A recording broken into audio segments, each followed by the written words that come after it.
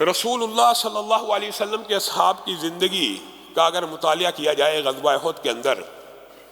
تو آپ دیکھیں گے کہ اصحاب رسول کی یا اسلام کی بنیادی ٹریننگ اس دور میں کیا ہے، اور آج کا جو دور ہے اگر حقیقت میں کہا جائے یہ 180 ڈگریز کے اوپر ہے تو یہ بات درست ہوگی۔ رسول اللہ صلی اللہ علیہ وسلم کے اصحاب کی جو آپ اگر ابھی ہم غزوہ احد کے اندر بعض شہداء کے واقعات کو پڑھیں گے تو ہمیں سمجھ آ جائے گی کہ اصحاب رسول کا اس دنیا کے بارے میں یا رسول اللہ نے جو اپنے اصحاب کی ٹریننگ کی ان کا اس دنیا کی زندگی کے حوالے سے نقطہ نظر کیا تھا، اور میرا اور آپ کا اس دنیا کی زندگی کے حوالے سے نقطہ نظر کیا ہے، 100% مختلف ہے، 100% اختلاف پیدا ہو چکا ہے۔ سیدنا عبداللہ بن جہش سعد بن ابی وقاص کو غزوہ احد سے پہلے پکڑ کے کہتے ہیں دعا نہیں کرتا، جنگ تو چھڑنے لگی ہے، کفار آمنے سامنے، اللہ کے دور کوئی دعا نہیں کرنی۔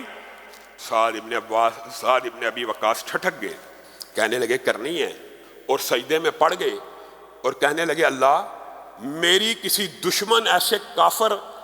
جرنیل کے ساتھ ملاقات کروائیں جو بڑا طاقتور ہو، بڑا دلیر ہو، میں سعد اس کو قتل کر دوں، اس کے اوپر غالب آ جاؤں، اچھی دعا ہے، اس کے اوپر غالب آ جاؤں، اس کے ٹکڑے ٹکڑے کر دوں، اور اس کے پاس مال و دولت بھی وافر ہو، اور وہ مال و دولت کی میں قبضے میں لے لوں اور اس سے مسلمانوں کا فائدہ ہو جائے۔ اب سعد بن ابی وقاص نے جب دعا ختم کی تو عبداللہ بن جہش سجدے میں گر پڑے اور کہنے لگے اے اللہ میرے اوپر بھی ایک کافر کو مسلط کرنا،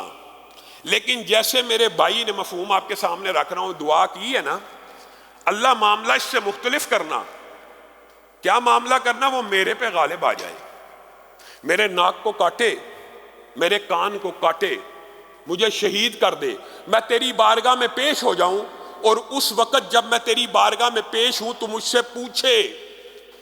کہ کس حالت میں آیا ہے، تو میں کہوں اللہ تیرے لیے ناک بھی کٹا آیا ہوں، تیرے لیے کان بھی کٹا آیا ہوں، تیرے لیے جان کو بھی لٹا دیا ہے، اب تو میرے ساتھ جو کرنا چاہتا ہے کر لے۔ سعد بن ابی وقاص روتے تھے یہ واقعہ بیان کر کے اور کہتے تھے اللہ کی قسم عبداللہ بن جہش نے مجھ سے عمدہ دعا کی، میں نے اپنی آنکھوں سے اس کے ناک اور کان کو ایک لڑی میں پرویا ہوا پایا، اور اس نے اللہ سے جو مانگا تھا اللہ نے اس کو عطا کیا، تو جو دعا کا اگلا حصہ ہے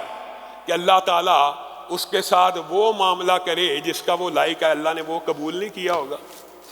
اگر دنیا کے اندر جو باتیں مانگی میری بھی اللہ نے قبول کی، میں نے بھی ایک کافر کو گرفتار کیا، قتل کیا، اس کی بھی اللہ نے مانی، اس کو ایک کافر نے گرفتار کیا، شہید کیا، لیکن میں یہ سمجھتا ہوں عبداللہ میرے سے دعا میں بھی سبقت لے گیا، اور اس کی دعا میری دعا سے بہت اعلیٰ تھی۔ یہ بات یہاں پہ آپ نے غور کرنا ہے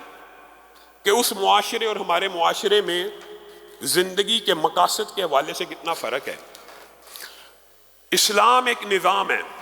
اسلام ایک نظریہ ہے، اسلام ایک نقطہ نظر ہے، اسلام آپ کو ایک ویژن دیتا ہے، ایک تھاٹ دیتا ہے،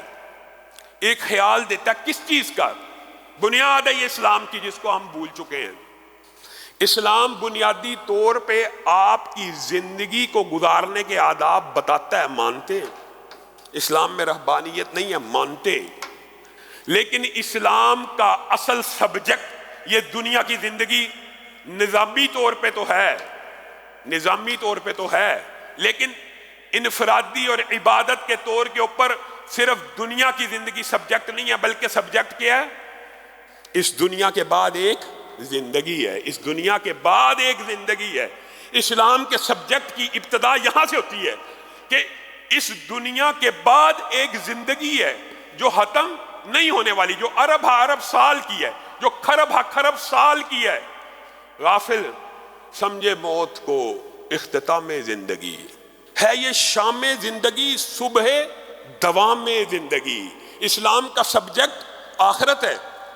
اسلام کا موضوع اس دنیا کے اندر جتنی آسائش اور سہولتیں ضروریات ہیں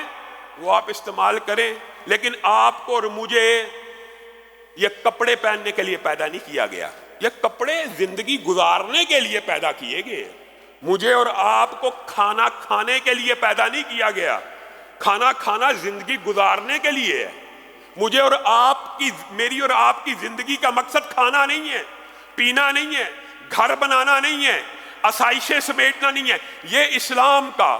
باقی پوری دنیا کے نظاموں سے ٹکراؤ ہے۔ کتنا متضاد نظریہ ہے۔ سرمایہ دارانہ نظام، صنعتی انقلاب، کیپٹلزم، سوشلزم، کمیونزم کس کو ایڈریس کرتا ہے؟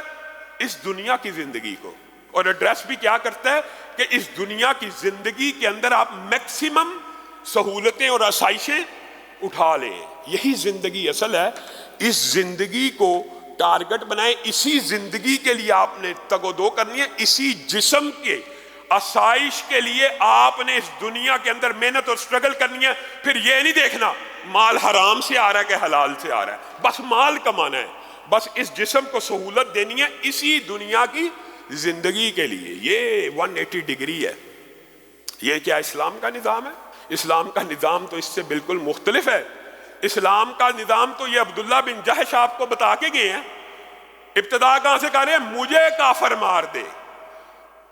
کمیونزم، سوشلزم، کیپٹلزم، یہ صحابہ کے جذبات کے سامنے ریت کی دیواریں ہیں۔